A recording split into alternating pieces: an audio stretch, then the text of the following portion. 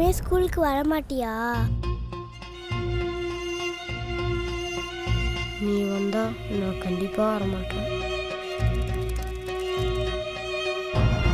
எந்திரிச்சு என் கூட வா. செல்வி, இங்கேயே உட்காரு, எழுந்து போகாத.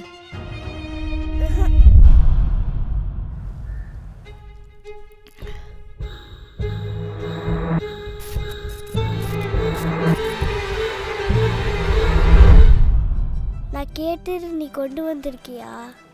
இதை வச்சு என்ன பண்ண போற?